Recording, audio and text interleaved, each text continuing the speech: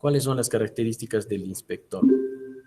Debe ser un profesional ingeniero o arquitecto, colegiado, hábil o especializado, esto según la norma, pero según el criterio del tipo de proyecto. Si estoy haciendo una carretera, una obra hidráulica, una obra de especialidad en la cual los arquitectos no llevan ninguna capacitación, no debería, solamente debería ser hecho por un ingeniero que esté especializado en la rama. Debe tener mínimo 2 años de experiencia en obras similares, aparte de los años de experiencia en diferentes obras. Este puede ser un funcionario o servidor de la entidad y debe ser designado con resolución. Y en el caso de obras de ejecución directa, con un memorándum de asignación de funciones. Debe cumplir con las mismas calificaciones del residente, ¿no? No puede tener, un supervisor no puede tener una calificación menor que la de un residente. ¿Cuál es el monto tope para que se puede gastar para la supervisión de una obra o inspección? Tiene un tope del 5%, que esto incluye todos los servicios de profesionales, la movilidad, el alojamiento, las pruebas que van a realizar para la verificación, y el 5% del monto, ¿no? Si tuviéramos un contrato o una obra de 10 millones de soles, aproximadamente tendríamos que aplicar este porcentaje para tener el valor referencial de la supervisión, ¿no? Que estaría por encima de los 50.000, ¿no? De los 50.000 soles. Dependiendo estos valores pueden variar, ¿no? De acuerdo a cómo se sustente el desagregado de los gastos generales para la inspección de obra. Esto debe estar considerado desde el perfil y debe estar detallado en el expediente técnico, ¿no? ¿Cuáles son las características del supervisor? Hemos dicho, puede ser una persona jurídica. No debería ser un arquitecto, pero la ley lo permite. Aquí nos dice que puede ser un arquitecto o un ingeniero colegiado hábil y especializado. Se hace un proceso de contratación y se le adjudica la buena pro mediante un proceso de selección de supervisión. O sea, esta persona o esta entidad debe concursar, ¿no? Y es obligatoria, cuando se supera el monto de 4.300.000, es obligatorio que se contrate a un supervisor, ¿no? Si la obra es menor de este monto, entonces solamente podríamos utilizar inspectores de obra, porque son obras menores. Entonces serían personas contratadas directamente como staff técnico de la entidad, ya sea de un municipio, de un gobierno regional. Y si es que supera esto y se necesita mayor complejidad de herramientas, se tiene mayores gastos, se necesita contratar a una licitación, ¿no? Se necesita hacer una licitación en la cual cualquier persona natural o una persona jurídica este, puede desempeñar esta función. Está prohibido que una misma obra de la entidad designe simultáneamente un inspector y un supervisor, ¿no? Entonces, el inspector no puede hacer el papel de inspector, tienen que ser personas totalmente diferentes. ¿Cuál es el costo de la supervisión de una obra? Nos dice que no debe exceder el 10% del valor referencial antes de que inicie la obra, ¿no? O del monto vigente del contrato cuando este resulte mayor. Tenemos ese tope del 10% para la supervisión, de acuerdo a la complejidad de la obra, y debe estar sustentado en el desagregado de los gastos generales. Las prestaciones adicionales de supervisión, consecuencia de prestaciones adicionales de la obra, requieren autorización de la Contraloría. Cuando tenemos prestaciones adicionales, determinen la necesidad de adicionales de supervisión. Estas aprobadas no requieren autorización de la Contraloría si es que se supera el porcentaje del 15% del monto hasta un tope de 25%. O sea, podemos darle un máximo del 25% de adicionales del monto de supervisión sin que nos dé una autorización la Contraloría. Si es que pasamos de este monto, ya nos van a auditar y nos van a pedir el sustento necesario, ¿no? La autoridad no requiere autorización de la Contraloría hasta el 25%, ¿no? Las prestaciones mayores de supervisión en consecuencia de otras causales requieren autorización de la Contraloría. Cuando hay causales de ampliación de plazo por obra, como por ejemplo absolución de consultas, desabastecimiento de materiales, que es problema de la, este, digamos, de los suministradores, de los proveedores, o cuando haya huelgas, algo que no esté responsabilizando a la empresa que hace la supervisión, el titular puede autorizarlas, ¿no? Hasta un máximo del 15% del monto contratado. Cuando se supera el monto del 15%, se requiere la aprobación de la Contraloría, ¿no? Debe dar la autorización para la ejecución de la prestación y la Contraloría autoriza el pago.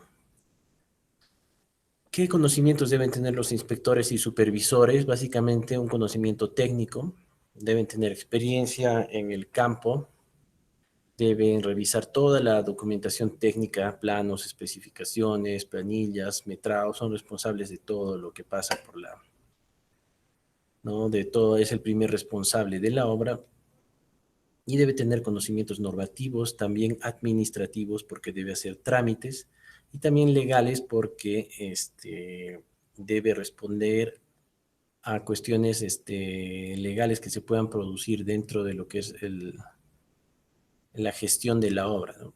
Que consiste en tener conocimientos actualizados de todos los tipos de obras públicas que está ejecutando, ¿no?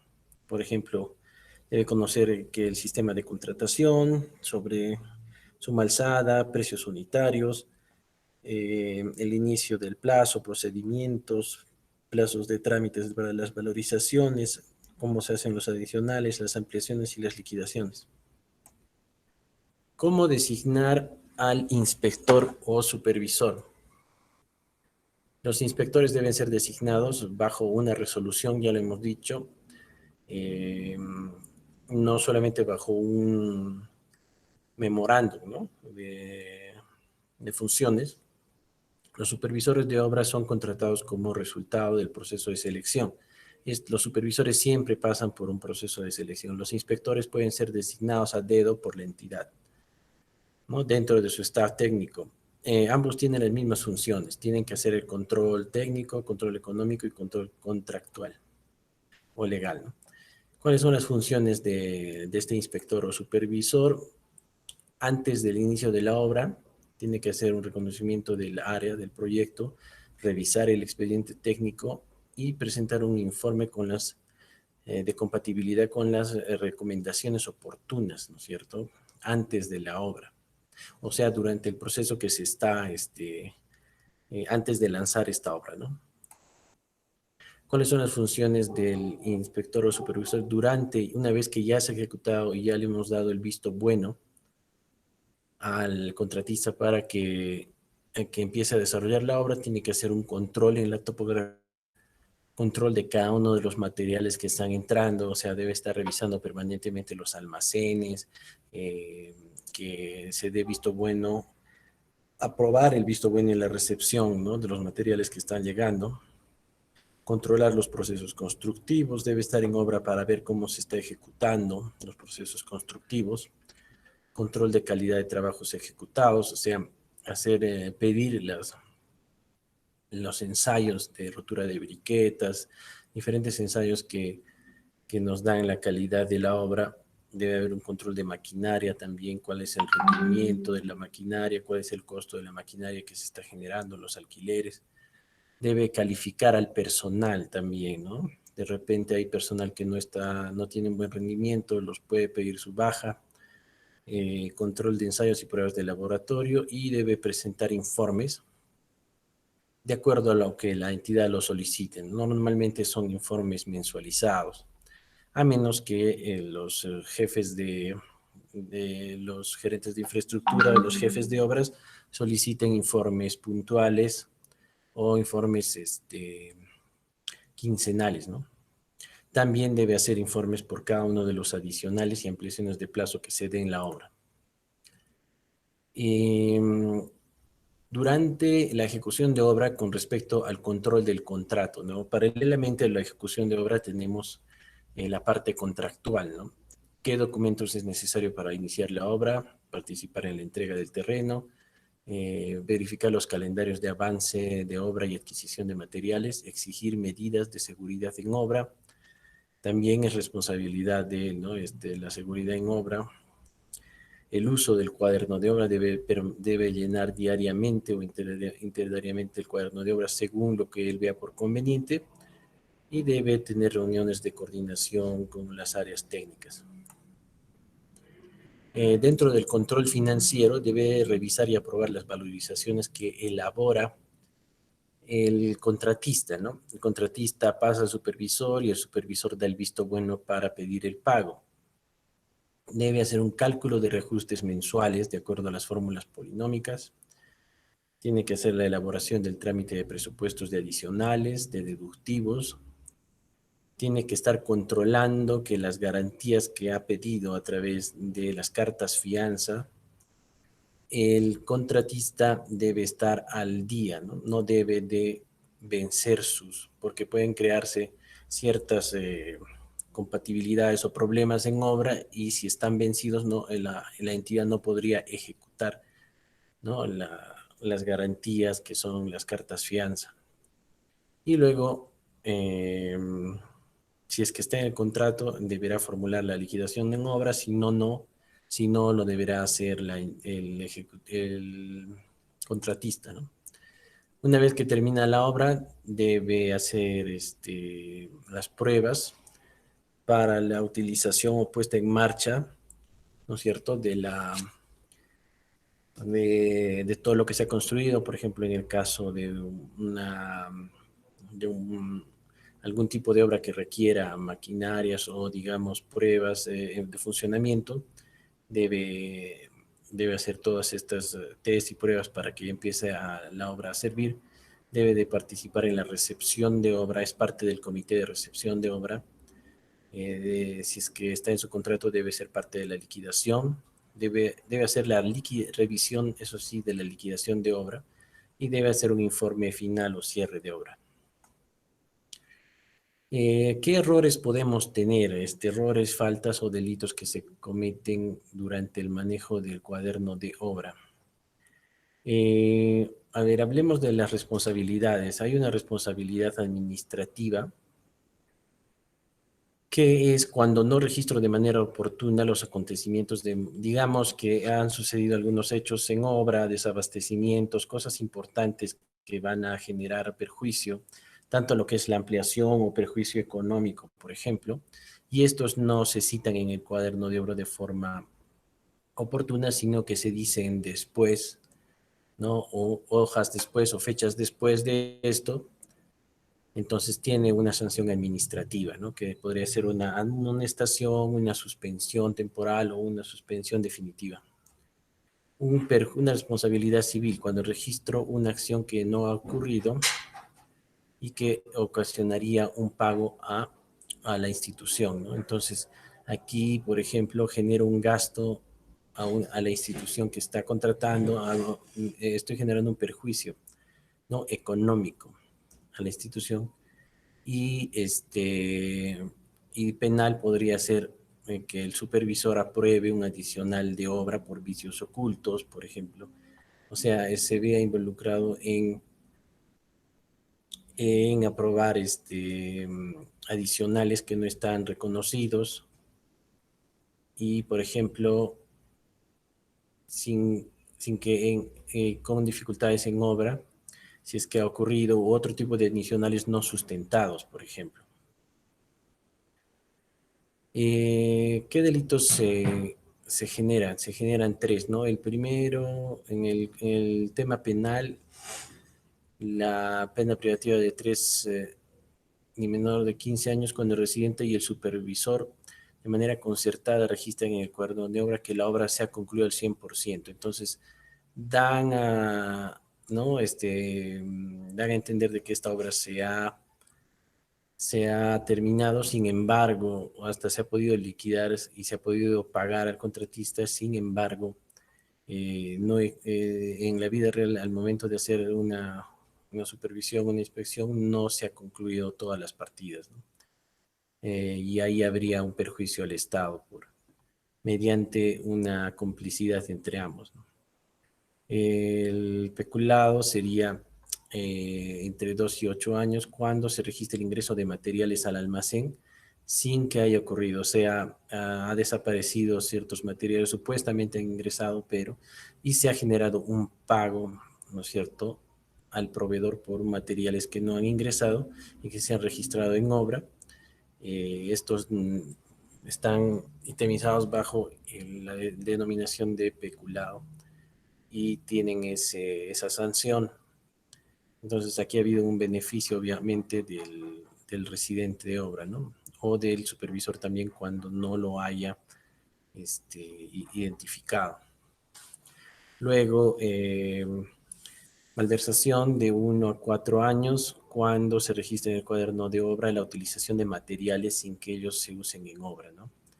Dándole un fin distinto, como por ejemplo destinarlo a otra obra, o por ejemplo afectar ciertas cosas a la obra, como por ejemplo canastas navideñas, o sea, algo que no tenga que ver con la obra, cualquier cosa que no tenga que ver con la obra y se gaste, estaría catalogado dentro de lo que es la malversación de fondos.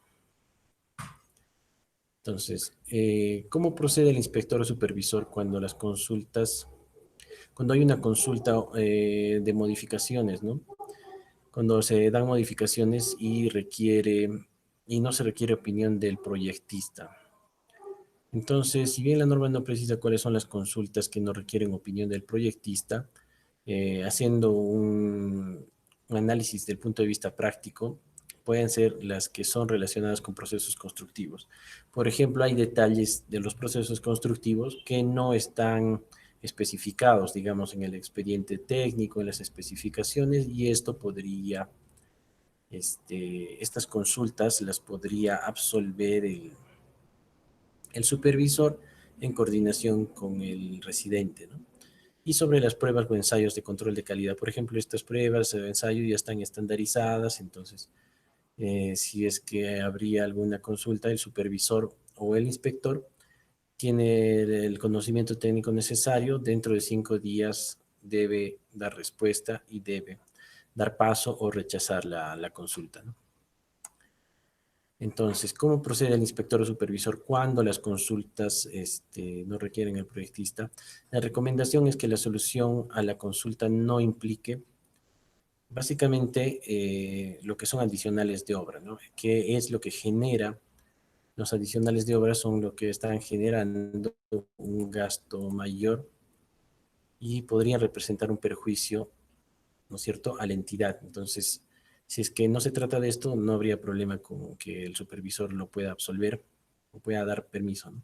O cuando hay una afectación a terceros, por ejemplo, eh, la afectación a la propiedad privada, algo que implique el saneamiento básico, el saneamiento de un terreno, derechos de uso, servidumbre, etcétera, ¿no? Algo que implique perjudicar a otras personas ¿no?, con la ejecución que se va a realizar, o algo que afecte al medio ambiente, por ejemplo, el desecho de residuos, ¿no? Todo eso debería estar totalmente claro y debería hacerse la consulta al proyectista. Entonces, si el supervisor no ha respondido al contratista, dentro de 2 días calendarios, elevará su consulta a la entidad, ¿no? Procederá a hacer la consulta y esta debe resolverlo máximo en 5 días, no calendario.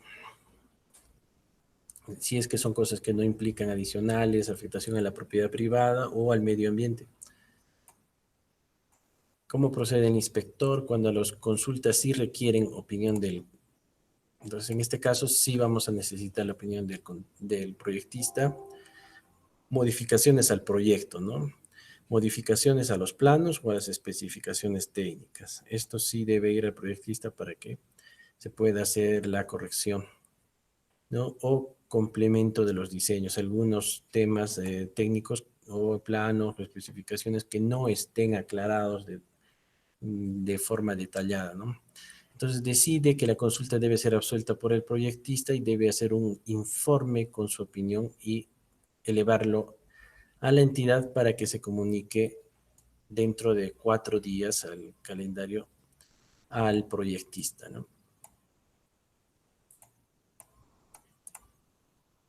La entidad en coordinación con el proyectista tienen 15 días para absolver. Entonces, para esto ya el contratista debe hacer por lo menos un mes antes o con un mínimo de 15 días la consulta a la entidad para que pueda ser elevada y pueda retornar antes sin afectar los plazos de ejecución. Para estos efectos, la entidad, en la base de los procesos de selección y formulación de expedientes, da la obligación a los proyectistas de atender a las consultas, ¿no es cierto?, en los plazos que establezcan. O sea, cuando se ha contratado un proyectista, debe estar dentro de las bases de su contratación que deben atender las consultas de manera dentro del calendario que se está especificando. Respecto a la participación de los proyectistas, podemos tener las siguientes situaciones. La entidad no encuentra al proyectista, ¿no? Desaparece el proyectista, no está viajado, se ha ido al BRAE, alguna situación por la que no puede, ha cambiado de domicilio, se ha mudado a otra ciudad o ha salido del país, cualquiera de las situaciones. La oficina de la entidad, ¿no? La oficina de estudios o proyectos o la oficina de infraestructura debe absolver la consulta a través de su oficina de proyectos o consultores externos, ¿no? Si es que ellos no tienen capacidad, tendría que hacer una contratación de un consultor externo a cargo de la obra para que para que analice y dé las especificaciones o la respuesta. La autoridad, la entidad encuentra al proyectista, ¿no? Eso sería el otro caso, pero no está absolviendo, no contesta la consulta. Sin embargo, la consulta no es atendida por este. En este caso, la entidad absolverá la consulta con apoyo de su oficina de proyectos. O sea, ellos tienen la capacidad técnica de hacerlo a través de su oficina de proyectos o con sus consultores externos y adoptará las medidas, las acciones que correspondan contra el proyectista, ¿no? Entonces podría generar alguna sanción contra el proyectista, ¿no? Por o dar constancia de que el proyectista no se ha pronunciado, ¿no? La entidad encuentra al proyectista y éste llega a absolver la consulta. Dentro de esto podemos tener 3 casos. El proyectista absuelve la consulta generando una modificación, ¿no es cierto? Aquí, si es que aprueba la modificación, podríamos tener responsabilidades, ¿no? De acuerdo a los artículos 41 de la Ley de Contrataciones del Estado o a la Directiva 02-2010 de la OEA, aprobado con resolución, ¿no es cierto?, de la Contraloría General. Estas son documentaciones de la Contraloría General, ¿no es cierto?, o del Reglamento Nacional de Edificaciones. Entonces, habría que determinar cuál es la responsabilidad, si es que esto va a generar algún adicional, algún perjuicio, ¿no? Porque si, digamos, es una obra que está financiada por el Estado y la ampliación son varios miles de soles o, digamos, millones de soles, la entidad tendría que pagar este adicional de una forma que no ha sido planificada, ¿no?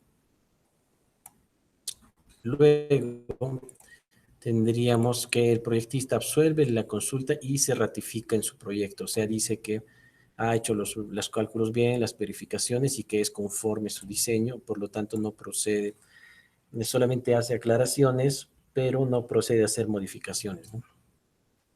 Y el otro caso tercero sería el proyectista absuelve la consulta ratificándose en su proyecto, pese a que es técnicamente su error. En el segundo caso, él tenía la razón y se ratifica, ¿no? Simplemente está aclarando de que el diseño está bien. En el segundo, no quiere no quiere reconocer el error y tampoco quiere reconocer las ampliaciones, la omisión y la deficiencia, en este caso, la entidad debe decidir si acepta o no la opinión del proyectista, ¿no? Si está en desacuerdo, podría iniciar procesos de responsabilidad, ¿no? Entonces, también ahí la entidad tiene una flexibilidad para tomar acciones. Ya, en cuanto a lo que son valorizaciones y metrados, una valorización básicamente es darle valor a un trabajo que se ha realizado durante un mes para que se haga el pago correspondiente. Esa es la misión principal, para que se haga el pago correspondiente mensual al contratista, ¿no? Este debe ser totalmente controlado por la supervisión, ¿no es cierto? Y son pagos a cuenta del monto del contrato para que el contratista siga elaborando, ¿no? Siga teniendo un ingreso para poder gastar en la obra. Entonces, cuando se da una situación de que hay un pago por demás de lo que se ha ejecutado, es una sobrevalorización. Y, y si hay un mes donde se pague de menos, podría ser una compensación. Y puede haber una responsabilidad, hay que tener mucho cuidado. Se ha visto muchas obras en las que se han pagado montos en adelanto de eh, partidas que no se han ejecutado, ¿no? Hemos visto en varias obras y que por mala suerte se han quedado ahí las obras y estos se han llegado a pagar montos que no se han ejecutado. Entonces estaría habiendo una responsabilidad penal en este caso. Los metrados se formulan en forma conjunta con el residente y el supervisor el último día de cada periodo, ¿no? Es el periodo de cierre, ¿no? En los días del periodo de cierre, para hacer la verificación y darle un valor a los metrados, ¿no? Para poder hacer el pago del monto del contrato, ¿no? Un pago a cuenta. ¿Cuáles son los periodos para valorizar? Típicamente son de un mes. Entonces, estos se deben presentar, el plazo de la presentación, 5 días calendarios, desde el primer día hábil, o sea, desde el primer día hábil del siguiente mes, ¿no? Y el plazo de pago, o sea, la entidad debe pagar el 30 o el 31 hasta el 30 o hasta el 31 del mes, ¿no? Siguiente de los trabajos. Para otros periodos, como podrían ser las valorizaciones quincenales, si es que así se ha quedado en obra, las bases deberían establecer el plazo de presentación. O sea, se debe quedar anticipadamente cuándo van a hacerse los pagos y la presentación, ¿no? Si es que va a ser quincenal, etcétera. Pero típicamente se queda en los pagos mensuales. ¿Cómo se valoriza cuando la obra está contratada a precios unitarios? Ya hemos dicho que tenemos dos modalidades. En caso de precios unitarios, ¿no? Cada mes se va definiendo las cantidades de cada una de las partidas, ¿no es cierto? Por lo tanto, en este sistema valorizamos en función netamente de los metrados ejecutados, metrados realmente hechos en obra, con los precios con los que ha ganado, ¿no? El contratista, los gastos generales y la utilidad ofertada. Y en el caso de suma alzada, donde las cantidades y magnitudes están definidas, ¿no es cierto? Por ejemplo, en la mayoría de obras de edificación, entonces se tienen los metrados ejecutados hasta el total de metrados contratados, ¿no? O sea, no pueden haber básicamente adicionales, sino los metrados que se están ejecutando deben estar ¿no? De acuerdo a un cronograma. Y por lo tanto, en este sistema, por diferencia de metrados, no se generan reconocimientos de los mayores metrados. Como les decía, si es que hay mayores metrados, si es que hay metrados no programados, entonces no se paga de más y tampoco se descontaría, ¿no? Si es que ha habido un error por parte de la entidad y en realidad no se han ejecutado ciertos metrados, no se descuentan, ¿no? Simplemente se debe pagar lo que está programado. Valorizaciones mensuales. ¿Cuál es el plazo y trámite? Entonces hemos dicho que para las valorizaciones son de 5 días calendarios, ¿no? El supervisor tiene que hacerlo dentro de los 5 días calendarios a partir del primer día hábil del siguiente mes de la valorización y debe ser cancelada hasta antes del último día de tal mes, ¿no? Entonces deben ser pagadas dentro del mes, deben ser tramitadas dentro del mes y pagadas dentro del mes para no perjudicar al contratista. ¿Cómo se calculan los intereses de mora? Si es que hubiera una mora en esta valorización, se debe afectar por un factor, ¿no es cierto? Que está relacionando el factor de acumulación hasta el día de pago de la valorización y el día de vencimiento del pago bajo la fórmula que se muestra.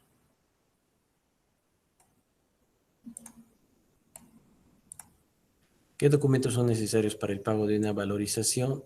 Básicamente estamos pidiendo al contratista que debe juntar su factura, copias de comprobantes de las aportaciones de los obreros, tanto a lo que es salud, seguro complementario, con Afobicet, etcétera, si es que está trabajando con construcción civil, ¿no? Eventualmente los postores podrían observar en las bases este aspecto, ¿no? En las bases, ahí sí, en las bases de contratación, nos dirán exactamente cuáles son los documentos que deben presentar ellos, ¿no? Como de forma obligatoria para hacer el cobro. ¿Qué sucede si el contratista está en desacuerdo con los metrados o la valorización? Entonces, si existe una controversia, una discrepancia con respecto a la formulación, aprobación o valorización de los metrados, si es que la supervisión no ha accedido o tiene diferencias, ¿cierto?, con la entidad, esto se resolverá en la liquidación final del contrato. O sea, esto no se va a resolver de forma inmediata, sino que se va a resolver ya al momento de liquidar. Solo será posible iniciar un proceso de conciliación o arbitraje dentro de los 15 días hábiles ocurrida la controversia. Si la valorización de la parte en discusión representa un monto superior al 5%, o sea, si es que hay una diferencia, están hablando entre el supervisor, la entidad y la contratista, tienen una diferencia, un desacuerdo por menos del 5%, entonces se hace en la liquidación final. Si es que es superior a esto, entonces podría pasar a un tema eh, de conciliación o arbitraje. Ampliaciones de plazo. Es el tiempo establecido por la entidad considerado suficiente para la ejecución correcta de la obra, ¿no? Entonces, ¿qué causales son válidas o qué causales se pueden utilizar para lo que es una ampliación de plazo? No, causales no atribuibles al contratista, ¿no? Básicamente, si es que hay una huelga, un desabastecimiento de materiales, bloqueo de carretera, cualquier cosa que pueda afectar de forma externa a la obra, pero que no tenga responsabilidad o no sea producido por el contratista, ¿no?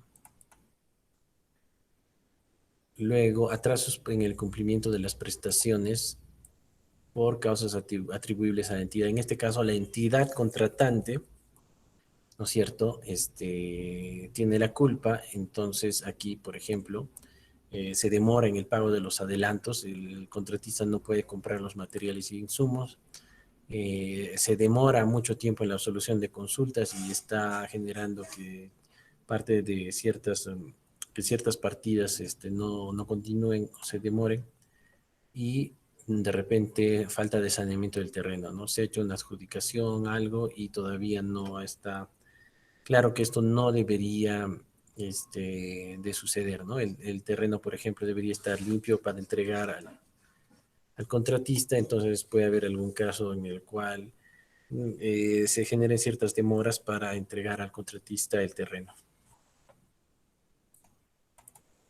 ¿Cuáles son las causales válidas que dan derecho a la ampliación de plazos? Caso fortuito o fuerza mayor debidamente comprobada.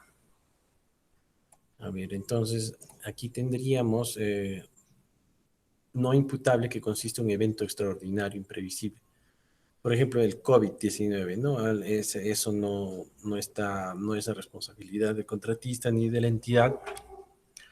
Por ejemplo, si se dan huaicos, terremotos, eventos de la naturaleza o situaciones fuera del control, ¿no?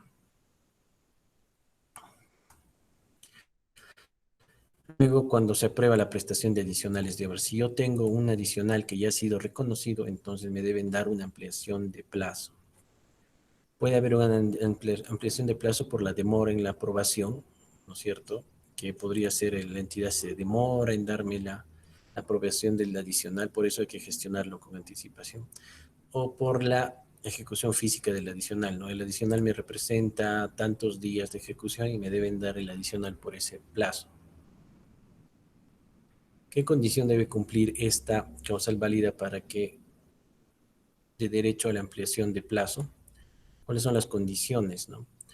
Genere la ampliación de plazo, debe modificar la ruta crítica. Esto es básicamente qué pasa si me dan una actividad o un adicional por algo que yo puedo ejecutar en paralelo a la actividad de ruta crítica. Entonces no sería necesario una ampliación de plazo, simplemente tendría que poner más cuadrillas para ejecutar esta actividad, ¿no? En cambio, si está comprometiendo a la ruta crítica, entonces sí debo darle unos días adicionales para que se realice esta actividad, ¿no? Para lo cual hay que analizar detenidamente si la causal está afectando o no a la ruta crítica.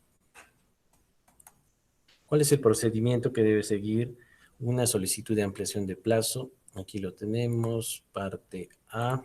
El residente de obra debe registrar en cuaderno de obra desde el inicio, durante y hasta su final la ocurrencia de la causal, ¿no? Por ejemplo, lluvias, desabastecimiento de materiales, todo lo que puede estar pasando, huelgas, etcétera, ¿no? Fenómenos naturales, ¿no? Entonces, debe registrar de forma, en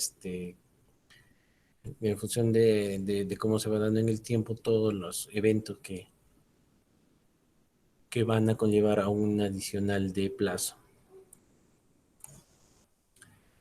Luego, a partir del día siguiente de concluida la causal, el contratista tiene 15 días para remitir al inspector dicho pedido, ¿no?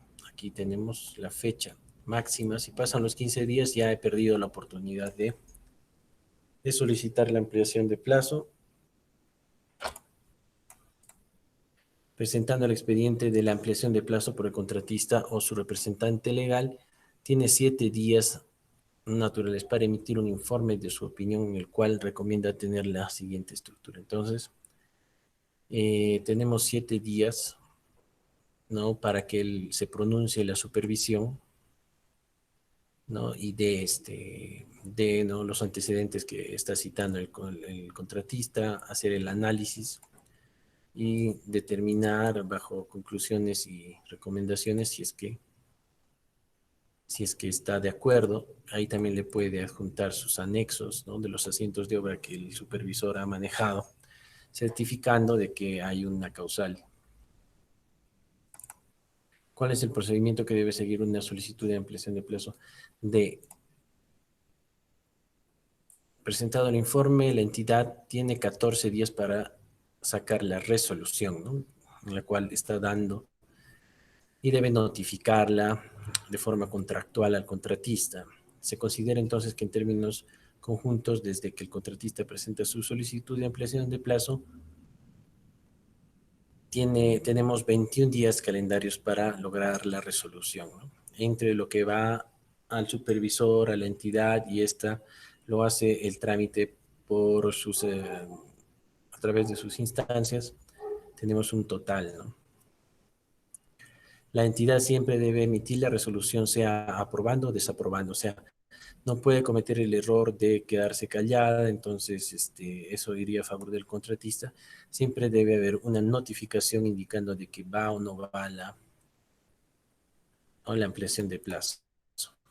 ¿Cuál es el procedimiento que debe seguir una solicitud? Finalmente, si respecto a la resolución puede suceder lo siguiente: no sale la resolución en plazo establecido, se considera ampliado, ¿no?, o consentido por el contratista. Si es que no sale dentro de los 21 días, si sale la resolución pero se notifica después, se da por consentido el plazo solicitado bajo responsabilidad de la entidad. O sea, en los dos casos la entidad debe cuidar, a través de su inspectoría, debe cuidar de que no se venzan estos plazos.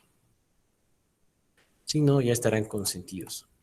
Si sale la resolución y se notifica dentro del plazo establecido, se considera administrativamente bien notificada.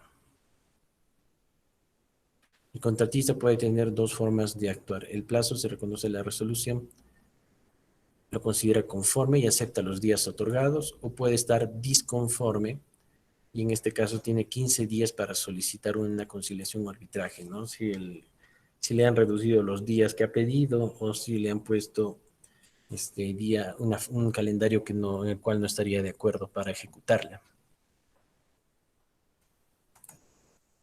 Recepción de la obra y plazos. ¿Qué es la recepción? Básicamente es el acto, el procedimiento o acto técnico administrativo en el cual la entidad va a evaluar la obra al finalizar, ¿no? Entonces, luego de eso se recibe la obra y desde ese momento se tiene su custodia, se ejecuta el mantenimiento y puede hacerse la transferencia de ser el caso, ¿no? Si es que tiene que transferirlo a otra entidad, como una entidad municipal, por ejemplo.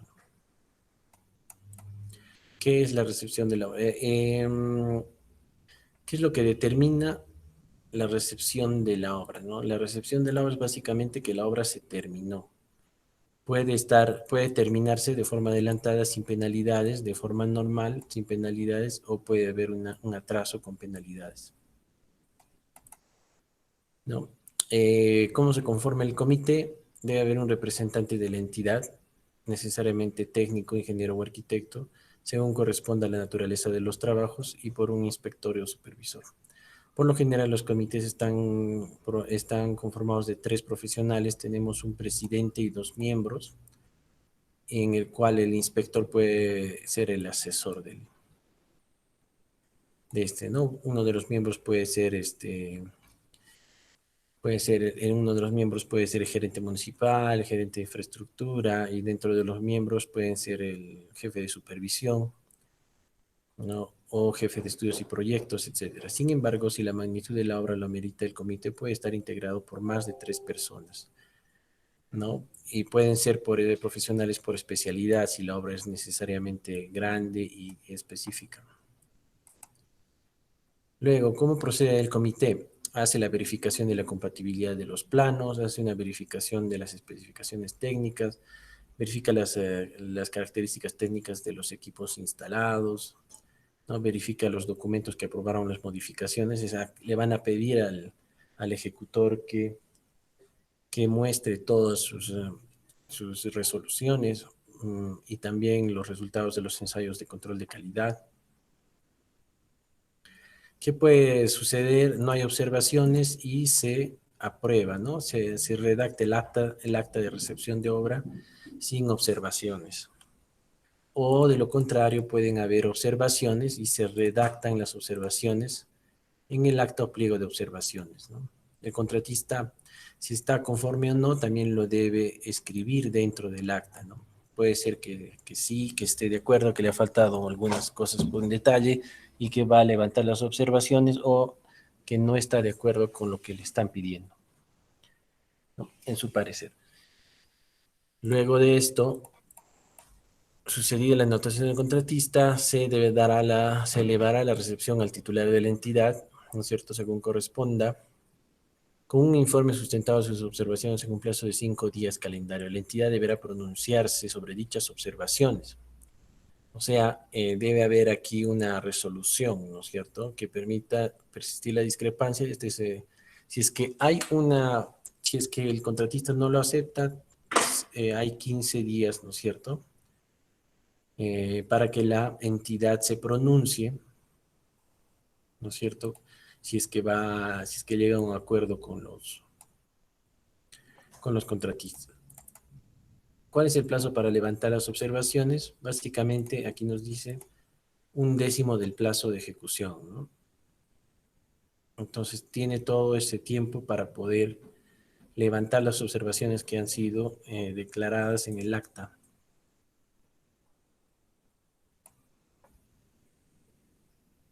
Aquí nos dice que las obras que se ejecuten como consecuencia de observaciones no darán el derecho al pago de ningún concepto. O sea que no son adicionales, ¿no? Sino que simplemente lo tiene que hacer sin ningún pago el contratista y tampoco se le puede aplicar una penalidad.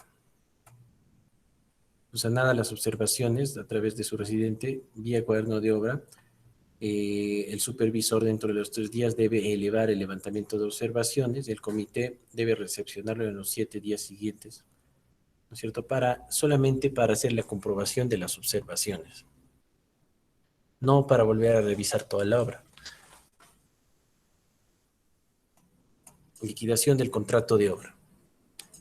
Básicamente es un acto que determina el costo final de la obra, ¿no es cierto? Vamos a determinar el costo final y ver el saldo que hay, ¿no? Entonces es una liquidación técnico-financiera, ¿no es cierto? Cuánto se ha gastado, cuánto sería el saldo o los adicionales que hay. La liquidación puede tener las siguientes situaciones. Una obra se termina, con o sin penalidad se hace la liquidación de obra y se hace el acta de recepción de obra, ¿no?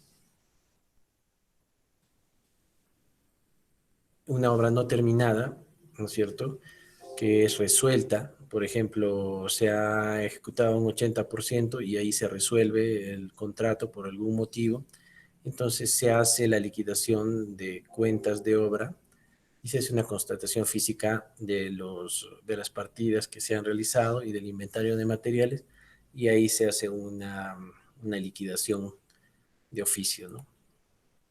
¿Cuál es el procedimiento para liquidar? El contratista, primer caso, presenta su liquidación, ¿no? Normalmente este es el caso, el encargado de presentar la liquidación final es el contratista y el de aprobarlo es el supervisor. Presentar la liquidación del contratista, la entidad dentro de los 60 días deberá pronunciarse, ¿no? O sea, tiene 2 meses para poder revisar toda la liquidación y decir que está observando la liquidación y que debe ser levantada, ¿no? Con sustentos, por ejemplo, pueden faltar algunos documentos técnicos, planos, etcétera, y elaborar otra, es decir, que la entidad hace su propia liquidación de acuerdo al artículo 2 de Contraloría y puede emitir una resolución de acuerdo a fundamento y notificar al contratista, ¿no?, que ha hecho su propia liquidación, ¿no? En ambos casos debe ser notificado dentro del plazo determinado y después del plazo citado estaríamos en una notificación extemporánea y la liquidación presentada por el contratista se considera consentida, ¿no? En el caso de que no se haya dado una respuesta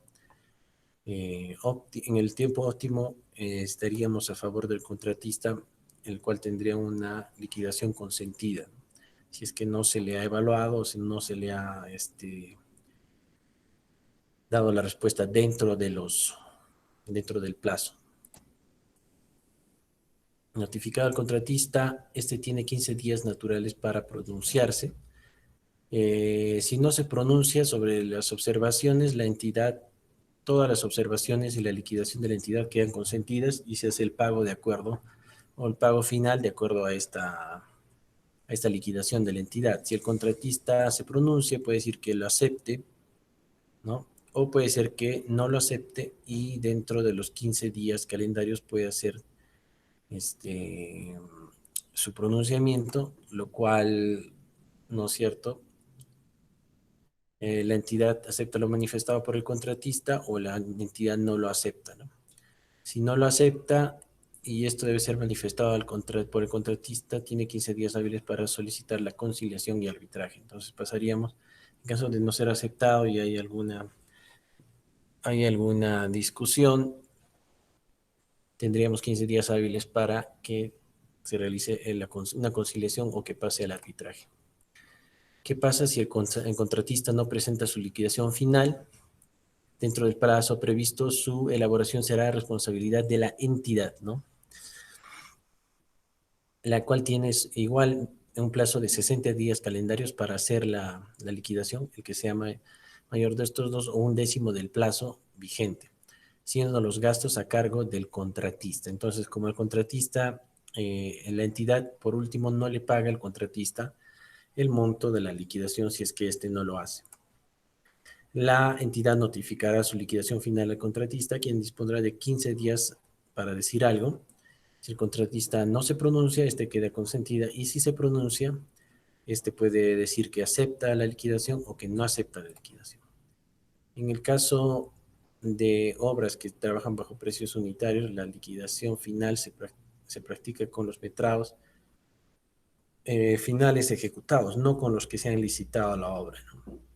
Con los precios unitarios que se han ofertado en el proceso de licitación, los gastos generales que se han ofertado durante el proceso de licitación y la utilidad ofertada también no cambia. En el caso de los que son ejecutados bajo suma alzada, la liquidación lo hacen bajo el total de metrados del presupuesto de obra. O sea, si es que se han ejecutado metrados adicionales o deductivos, estos no afectan al pago. Los precios unitarios de valor referencial, ¿no es cierto?, por factor de relación, los gastos generales de valor referencial, la utilidad también por factor de relación a lo que se ha ejecutado. Entonces, básicamente tendríamos ahí las consideraciones técnicas para lo que son la supervisión y la liquidación de obra dentro de lo que es el ámbito técnico y contractual, ¿no? Que debemos de tener en cuenta tanto para ser residentes como para ser supervisores o para ser funcionarios de una entidad. Hay que considerar estos plazos y estas condiciones técnicas, especialmente para lo que son los proyectos por contrata o tercerización. Entonces, eso sería lo que hemos desarrollado hoy día, aspectos técnicos y también contractuales de lo que son las contrataciones y básicamente sobre lo que son las funciones de la supervisión y, y las diferencias que existen entre las dos clases de control en obra que serían los supervisores y los inspectores, ¿no? También de que la necesidad de contratar supervisores es de acuerdo a un monto, que son los 4.300.000, a partir del cual sí estamos obligados a tener un supervisor de obra. En los casos de obras menores es suficiente con contar con profesionales que sean solamente de la calidad de inspectores, ¿no? Esto por la complejidad y por la necesidad de más horas o más personal o herramientas para hacer la supervisión. A ver, si tenemos alguna consulta con respecto a lo que hemos hablado en el tema de hoy, alguna pregunta para la siguiente semana, después de nuestra clase del jueves, vamos a preparar ya una práctica para poder dar una especie de evaluación con respecto a toda esta parte teórica, ¿no? Se ha formulado a nivel de preguntas para que esté bien relacionado con lo que van a ser las evaluaciones.